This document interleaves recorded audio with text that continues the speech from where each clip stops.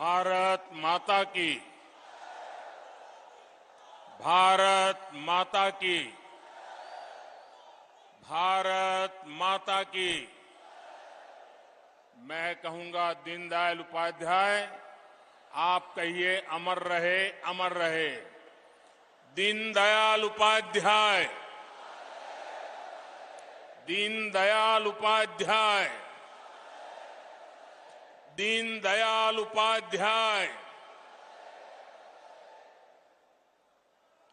मंच पर विराजमान सभी भारतीय जनता पार्टी के वरिष्ठ नेतागण और मेरे परम साथी और विशाल संख्या में पधारे हुए मेरे परिवारजनों,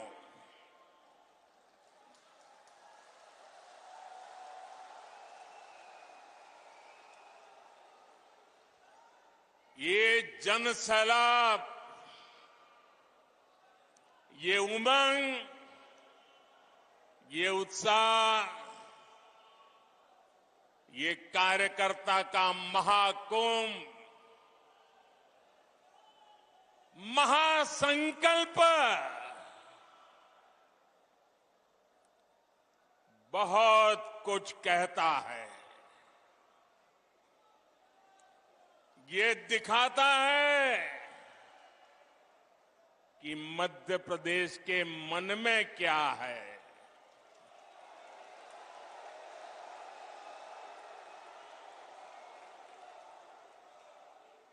ये दिखाता है नई ऊर्जा से भरी हुई भाजपा। ये दिखाता है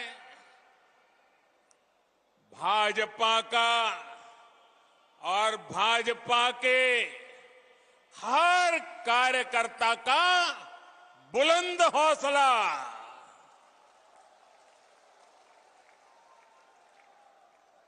मेरे परिवारजनों, मध्य प्रदेश को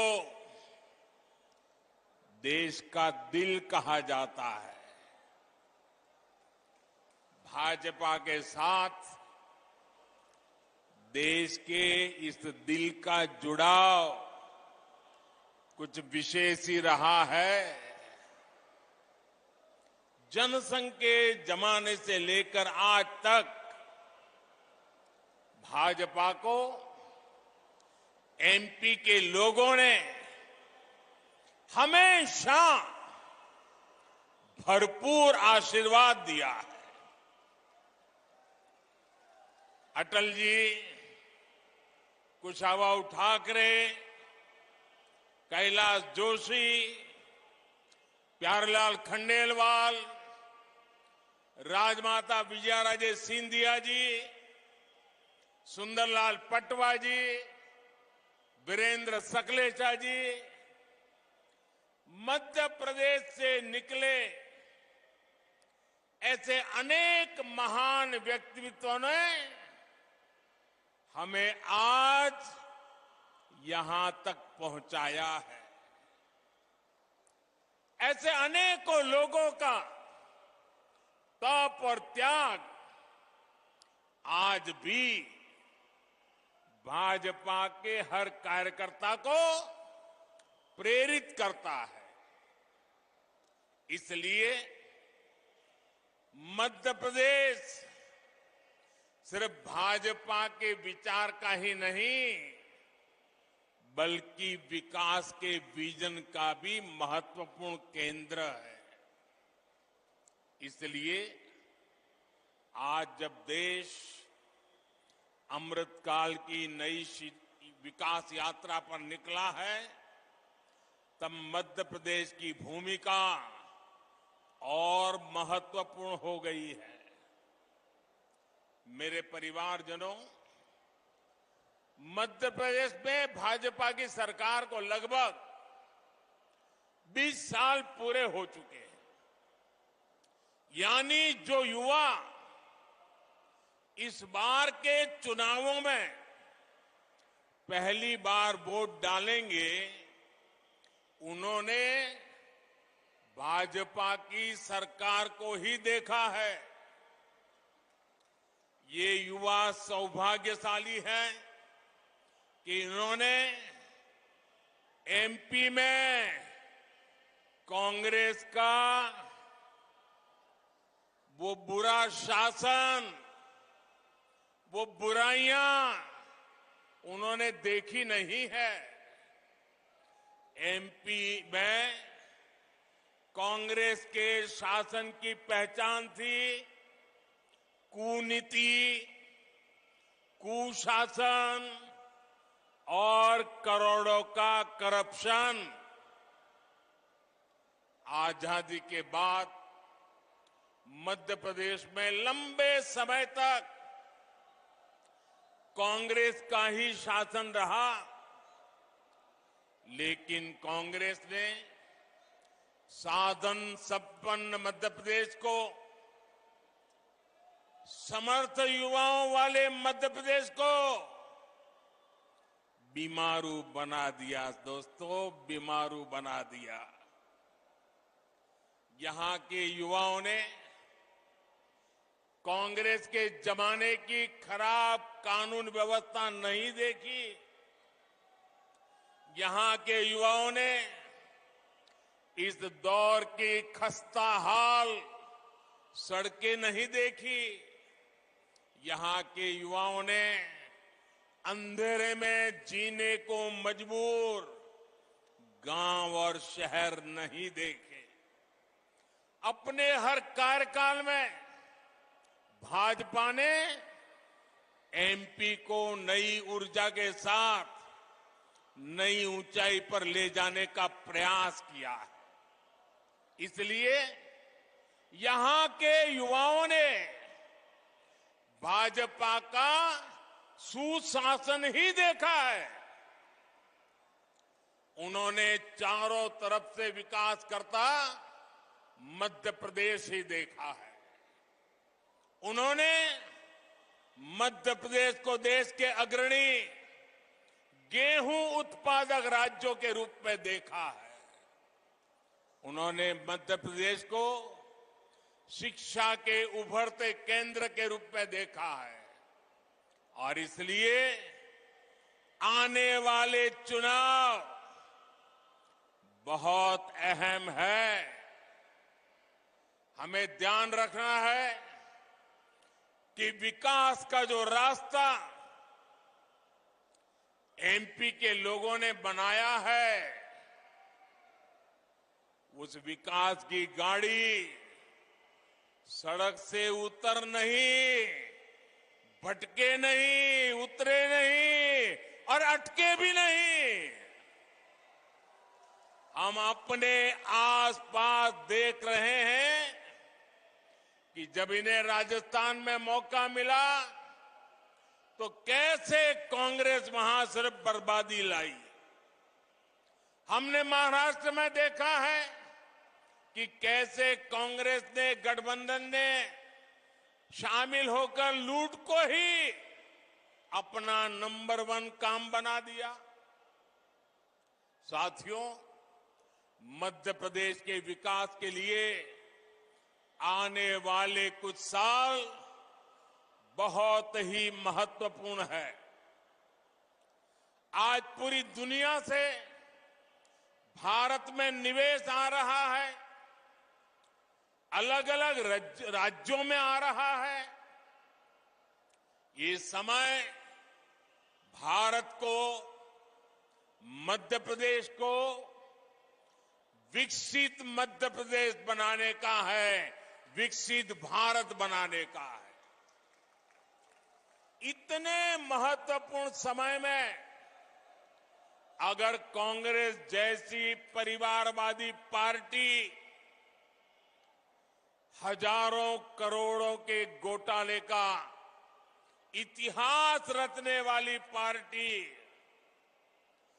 वोट बैंक का तुष्टीकरण करने वाली पार्टी को जरा भी मौका मिल गया तो मध्य प्रदेश को बहुत बड़ा नुकसान होगा। भाइयों बहनों, मैं जरा एक सवाल पूछता हूं आपको। मैं कहता हूं जहां जहां कांग्रेस गई है उस राज्य को बर्बाद कर दिया है। क्या आपको लगता है मध्य प्रदेश को भी यही करेंगे वो? आपको लगता है मध्य प्रदेश का भी यही हाल करेंगे? मध्य प्रदेश को बचाना चाहिए, नहीं बचाना चाहिए? कांग्रेस के हाथों नहीं जाने देना चाहिए ना, लूटने नहीं देना चाहिए ना, तबाही नहीं करने देनी चाहिए ना। कांग्रेस एक बार फिर एमपी को बीमारू बना देगी। मैं आपसे जानना चाहता हूं, क्या आप एमपी को फिर से बीमारू बनाना चाहते हो? मुझे पूरी ताकत से जवाब चाहिए। क्या एमपी को फिर से बीमारू बनाना चाहते हो? क्या आप एमपी के युवाओं के भविष्य को तबाह करना चाहते हो? क्या आप चाहते हैं कि एमपी के विकास का पैसा कांग्रेस नेता लूट ले? मेरे परिवारजनों, कांग्रेस के पास भविष्य की सोच ही नहीं बची है। कांग्रेस जंग लगा हुआ वो लोहा है जो बारिश में रखे रखे खत्म हो जाता है। अब कांग्रेस में न देखने का सामर्थ्य बचा है, न देश हित को समझने का। इसलिए आप देखेंगे साथियों, आपका उत्साह मेरे सर आंखों पर। बहुत बहुत धन्यवाद आपके प्यार के लिए, बहुत धन्यवाद। दोस्तों, आपका प्यार ही मेरी ताकत है। बहुत बहुत धन्यवाद आपके प्यार के लिए, बहुत धन्यवाद दोस्तों। साथियों, आप देखेंगे कि कांग्रेस विकसित भारत से जुड़े हर प्रोजेक्ट की आलोचना करती है। आपको याद होगा, कांग्रेस ने डिजिटल इंडिया का भी विरोध किया था।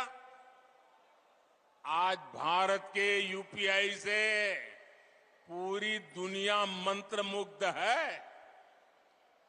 भारत में रिकॉर्ड डिजिटल लेन देन हो रहे हैं, लेकिन कांग्रेस को ये भी पसंद नहीं है।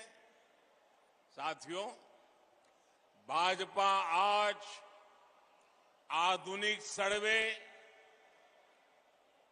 आधुनिकतम सड़कें, चौड़े हाईवे, एक्सप्रेसवे बना रहा है, लेकिन कांग्रेस इसकी आलोचना करती है।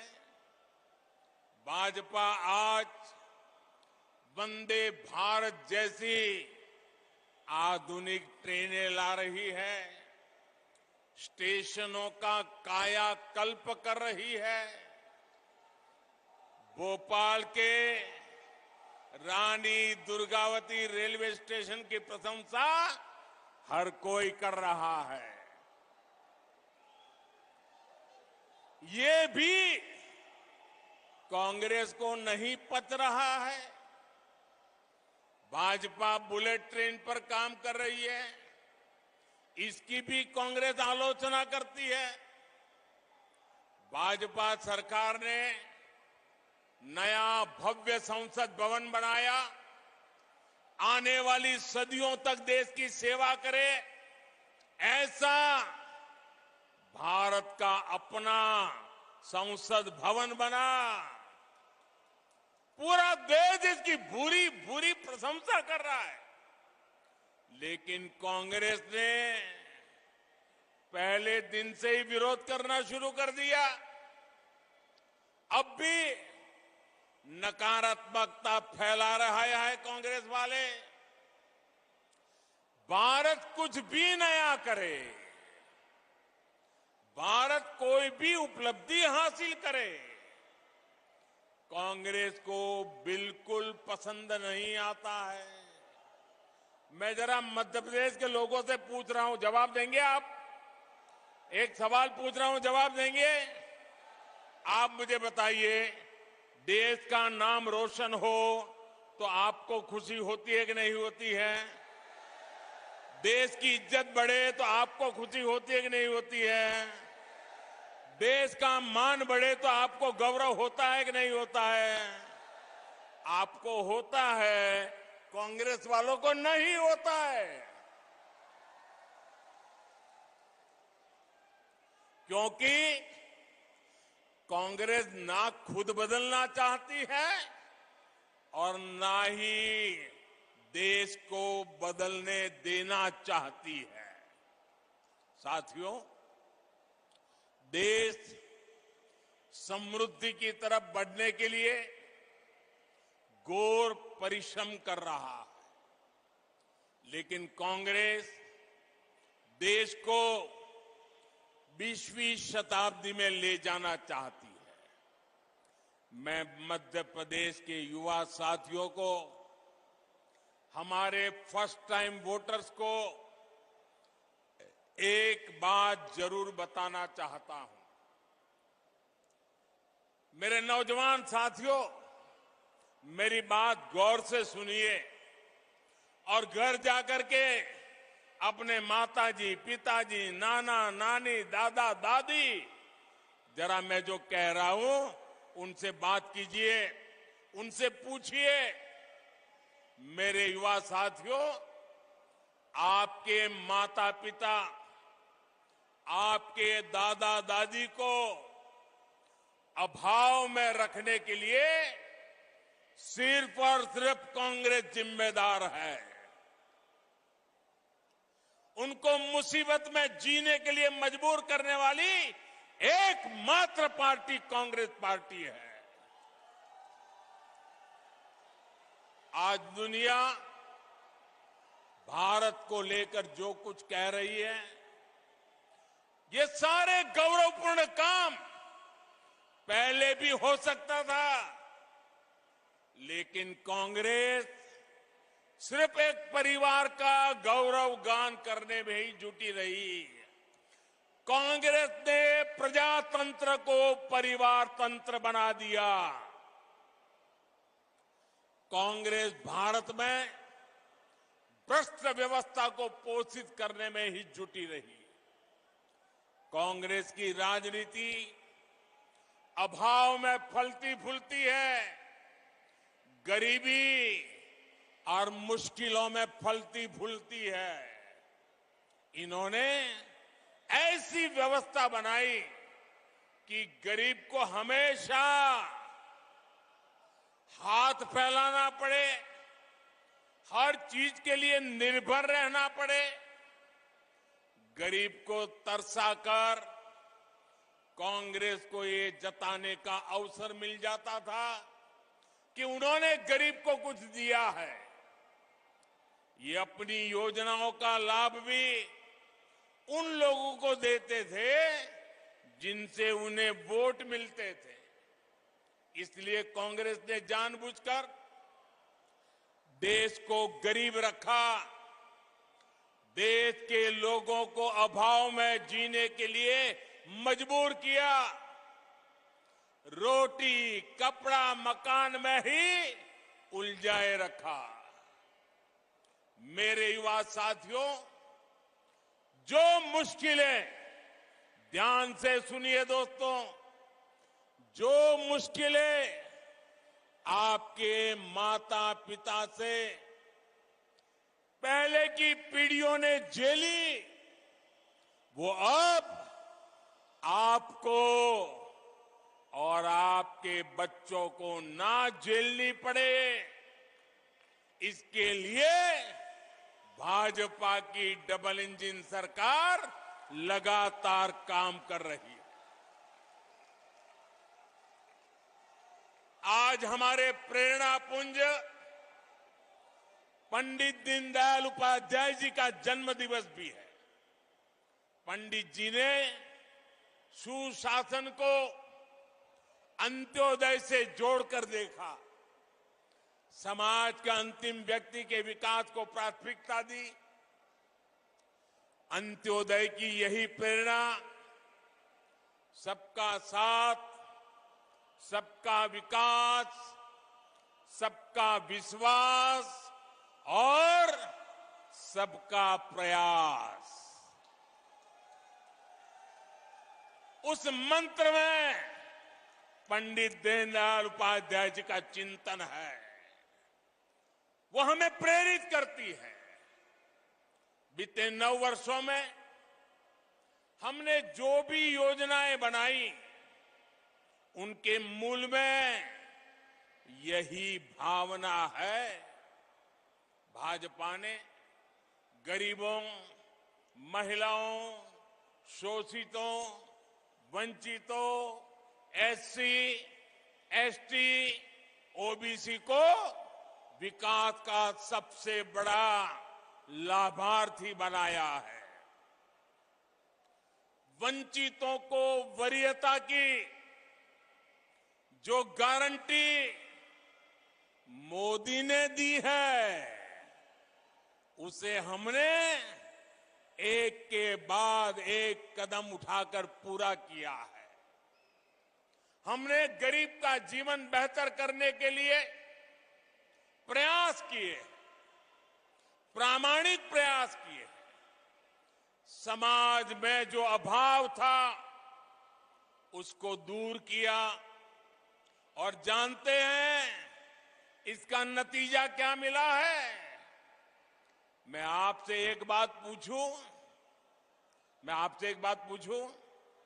पूछूं? आप जवाब देंगे? पूरी ताकत से जवाब देंगे? वहां के दूर दूर के लोग भी देंगे? आपको पता है ना कि कांग्रेस ने 50 साल पहले गरीबी हटाओ का नारा दिया था। मैं फिर आपसे पूछूंगा, 50 साल पहले गरीबी हटाओ का नारा किसने दिया था? किसने दिया था? किसने दिया था? क्या कांग्रेस ने अपना वायदा पूरा किया? कांग्रेस ने वादा पूरा किया। अब मैं आपको एक और आंकड़ा बताना चाहता हूं। बताऊं? आंकड़ा याद रखोगे? पक्का याद रखोगे?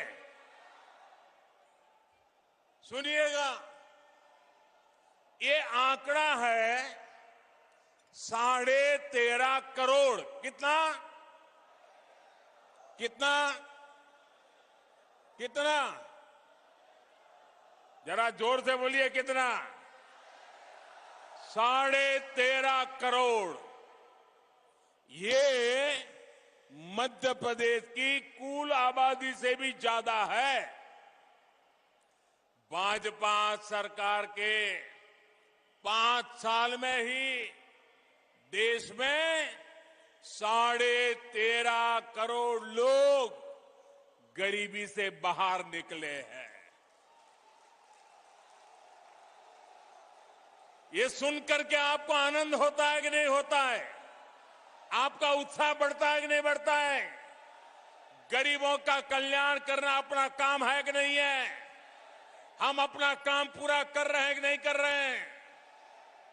साथियों, ये जो 13.5 करोड़ की मैं बात कर रहा हूं ना, मतलब कि एमपी की कुल आबादी से भी ज्यादा लोग भाजपा सरकार ने देश में गरीबी से बाहर निकाले हैं। मेरे प्यारे मध्य प्रदेश के भाइयों बहनों, मेरे प्यारे देश के भाइयों बहनों, ये ये मोदी की गारंटी का नतीजा है।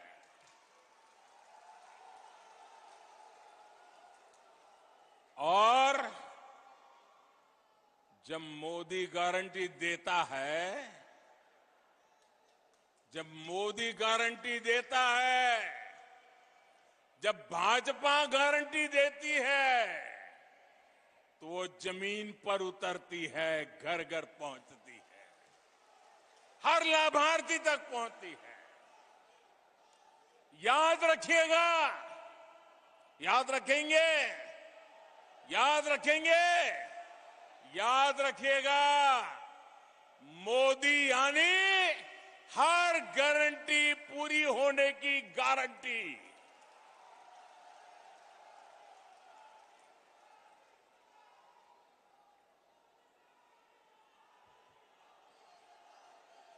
मेरे परिवारजनों, आज यहां बड़ी संख्या में मेरी बहनें और बेटियां आई हुई हैं।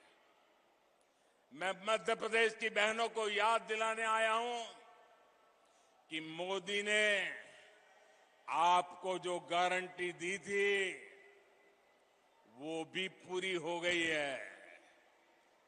कुछ दिन पहले ही लोकसभा और राज्यसभा में माताओं, बहनों, बेटियों के लिए 33% सीटें आरक्षित करने का कानून पारित हुआ। नारी शक्ति वंदन अधिनियम देश ने नया इतिहास रच दिया है। दशक से देश की माताएं, बहनें इसका इंतजार कर रही थी, बल्कि ये तक कहा जाने लगा कि शायद ये कभी नहीं हो पाएगा। आखिर मोदी है तो मोदी है तो हर गारंटी पूरी होने की गारंटी है। लेकिन भाइयों और बहनों, आज मैं मध्य प्रदेश सहित पूरे देश की बहनों को सावधान भी करना चाहता हूं। कांग्रेस और उसके नए नए घमंडिया गठबंधन ने मजबूरी में इस बिल का समर्थन बहुत खट्टे मन से किया है, बहुत बेमन से किया है। ये खट्टापन उनके बहानों में दिखाई देता है। और आप देखिए कि इनके गठबंधन में जितने लोग हैं, वही लोग हैं जिन्होंने 30 साल तक इस कानून को पारित नहीं होने दिया। पार्लियामेंट में हुड़दंग किया, बिल फाड़ दिए, स्पीकर पे हमले बोल दिए, और अब जब मजबूरी में उंगली उठानी पड़ी है, उनको लगता है कि अब देश की माताएं, बहनें उनके चरित्र को जान गई हैं, तो अब क्या शुरू किया? ये क्यों नहीं है, वो क्यों नहीं है, ऐसा क्यों है, वैसा क्यों नहीं। उनको नारी शक्ति वंदन अधिनियम का मजबूरी में समर्थन इसलिए करना पड़ा क्योंकि मेरी माताएं, बहनें जग गई हैं। मेरी माताओं, बहनों का हौसला बुलंद है। मेरी माताओं, बहनों ने शक्ति का परिचय करवा दिया है, और इसलिए ये माताओं, बहनों से डरे हुए हैं। इसलिए नीची मुंडी करके हाउस में अनचाहे अनमन से उंगली तो दबा दी। बीते 9 वर्षों में जिस तरह भारत की महिला सशक्त हुई है, उसे देखकर इन दलों की हिम्मत नहीं हुई कि नारी शक्ति अधिनियम का विरोध कर पाए, वरना उन्होंने तो दशकों तक देश में सरकारें चलाई है, भारी बहुमत से सरकारें चलाई है। तब क्यों नहीं कानून बनाया? जो बहाने ये आज बना रहे हैं, तब क्यों नहीं ये सब कुछ कर दिया? सच्चाई ये है कि इनकी नीयत में खोट है।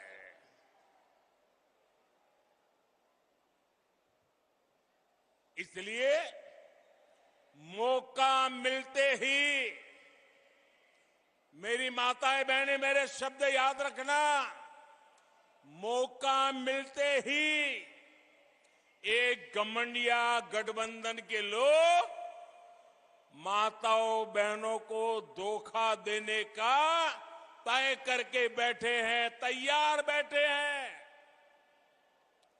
कांग्रेस के घमंडिया साथी वही है जिन्होंने इस कानून को रोकने के लिए हर मर्यादा तोड़ी है। इनकी वो सोच आज भी नहीं बदली है। आपको मैं एक और बात कहना चाहता हूं। ये लोग बहुत बौखलाए हुए हैं। ये अब एक नया खेल खेलेंगे, पक्का मानिए। और नया क्या खेल खेलेंगे? ये नारी शक्ति को बांटने की पूरी कोशिश करेंगे। नारी शक्ति एक न हो, इसलिए भांति भांति की अफवाहें फैलाएंगे। इसलिए देश की हर माता बहन बेटी को सावधान रहना होगा, सतर्क रहना होगा और एकजुट रहना ही होगा। माताएं बहनें एकजुट रहोगे ना? एकजुट रहोगे ना? आप याद रखिए, ये वही लोग हैं जिन्होंने देश की पहली आदिवासी महिला राष्ट्रपति द्रौपदी मुर्मू जी को राष्ट्रपति बनने से रोकने का भरसक प्रयास किया। ये लोग बार बार उनको अपमानित करने का प्रयास करते हैं। ये वही लोग हैं जिन्होंने देश की सेनाओं के अग्रिम मोर्चों में बेटियों की एंट्री को रोक कर रखा था। अगर इनकी नीयत ठीक होती तो वो क्या मोदी को करोड़ों बहनों के नाम पक्के घर करने देते और मुझे काम करना पड़ता? उनकी नीयत ठीक नहीं थी। आज वो काम मुझे करना पड़ रहा है, आजादी के इतने सालों के बाद करना पड़ रहा है। इनको नहीं दिखता था कि सब कुछ पुरुष के नाम पर है, महिलाओं के नाम पर कुछ नहीं है। अगर इनकी नीयत महिला हित की होती तो क्या मोदी को आकर के करोड़ों टॉयलेट बनाने पड़ते? क्या टॉयलेट नहीं बना सकते थे लोग? वो काम भी मुझे करना पड़ा। उनकी नीयत में खोट थी। अंधेरे का इंतजार करती माताओं बहनों को देखकर इनकी आंखों में क्यों पानी नहीं आता था? इनकी नीयत ठीक होती तो बहनों को धुएं में जीने को मजबूर होना न पड़ता। करोड़ों बहनों तक गैस सिलेंडर पहुंचाने की मेहनत मोदी को क्यों करनी पड़ी? ये महिलाओं के हितैषी होते तो महिलाओं को पानी की बूंद बूंद के लिए दशकों तक तरसा कर न रखते। साथियों, ये महिलाओं के हित में काम करते तो मोदी को आकर आयुष्मान योजना के तहत मुफ्त इलाज की व्यवस्था ना करनी पड़ती। ये अगर महिला हितैषी होते तो हमें बेटियों को बचाने और उन्हें पढ़ाने के लिए आवाज ना उठानी पड़ती। इन्होंने तो महिलाओं को बैंकों से भी दूर रखा। देश की करोड़ों बहनों के जनधन खाते आपके इस सेवक को खुलवाने पड़े।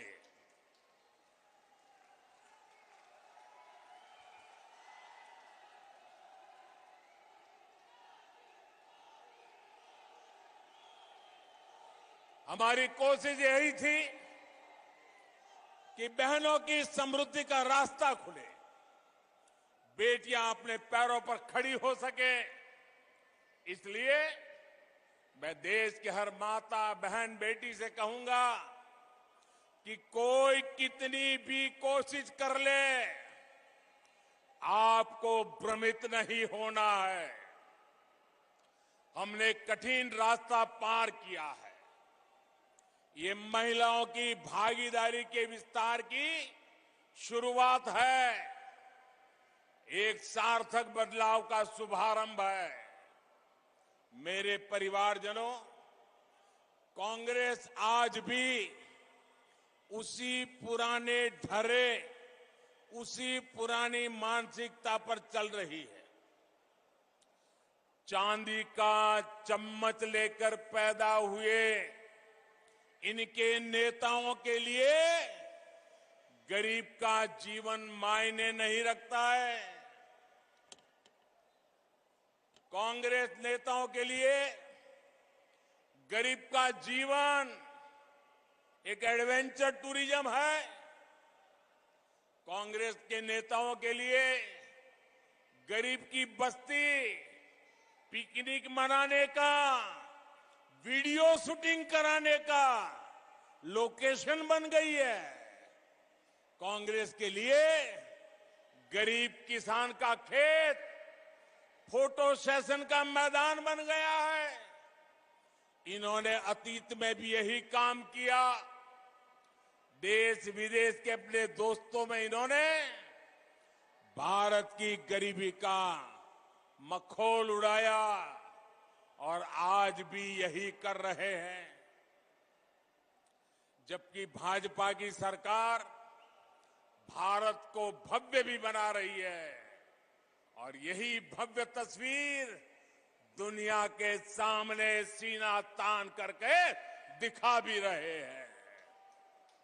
कांग्रेस और भाजपा के बीच का यही अंतर हमें बूथ बूथ में हर वोटर को बताना है, हर मतदाता को समझाना है। समझाओगे?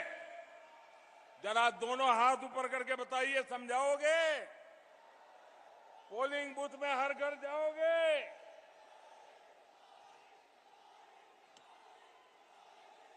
हर किसी को बताओगे? एक एक बात बताओगे? साथियों, मोदी का मिजाज भी अलग है, मेहनत भी अलग है और मिशन भी अलग है। मेरे लिए देश से बड़ा, देशवासियों से बड़ा कुछ भी नहीं है। मैं अभावों में रहा हूं, लेकिन अपने देश को अभावों में नहीं रहने दूंगा।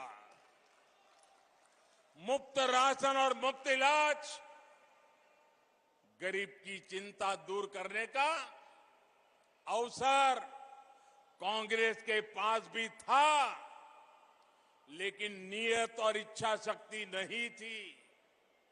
बेईमानी और भ्रष्टाचार की नियत अच्छे काम करने से उन्हें रोकती थी। पहले समाज के जिन वर्गों को छोटा समझा गया, उनके जीवन में बड़े परिवर्तन का प्रयास हमने किया। गरीब से गरीब को गुणवत्ता का जीवन मिले, आज देश में इसके लिए काम किया जा रहा है। कुछ दिन पहले ही पीएम विश्वकर्मा योजना शुरू हुई। देश भर में हमारे विश्वकर्मा साथी कोने कोने में फैले हैं। कोई गांव ऐसा नहीं होगा जहां कोई न कोई विश्वकर्मा परिवार न रहता हो। अपनी परंपरा, अपनी कला, अपनी उपयोगिता के लिए जाने जाने वाले ये साथी हर समाज में है। लेकिन कांग्रेस ने उन्हें क्या दिया? कांग्रेस ने उन्हें अपने हाल पर छोड़ दिया था। आपने एक वोट देकर इस सेवक को आपकी सेवा करने का अवसर दिया।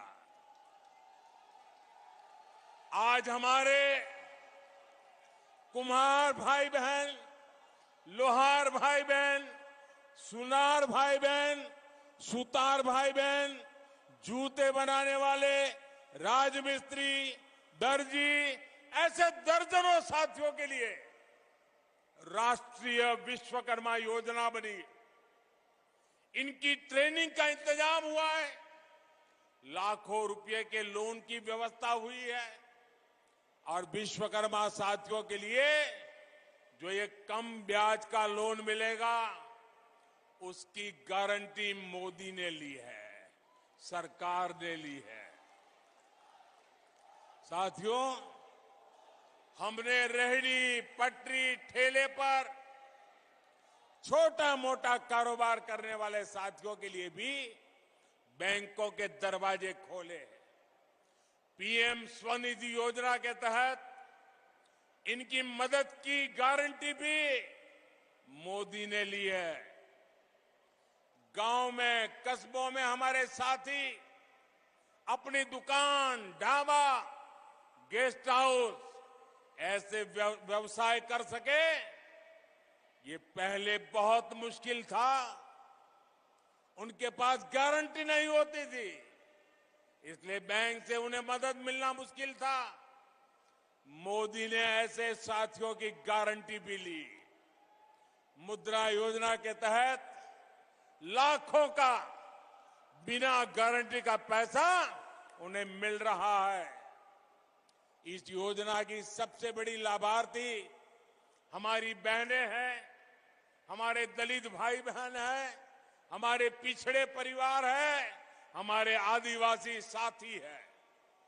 हमारे छोटे किसानों, पशुपालकों और मछुआरों की तो सरकारी नीतियों में पूछ ही बहुत कम होती थी। कांग्रेस की सरकारें वोट पाने के लिए किसानों को लोन माफी की झूठी गारंटी देती रही है, लेकिन छोटे किसानों, पशुपालकों के लिए तो बैंक से लोन लेना असंभव था। वे तो छोटी छोटी जरूरतों के लिए बाजार से महंगा ब्याज लेते थे, महंगे ब्याज पर पैसे लेते थे। इसलिए आपके इस सेवक ने पीएम किसान सम्मान निधि के तहत छोटे किसानों की भी गारंटी ली। जब पीएम किसान योजना हमने शुरू की थी, तब कांग्रेस ने इसको लेकर कितना झूठ फैलाया था।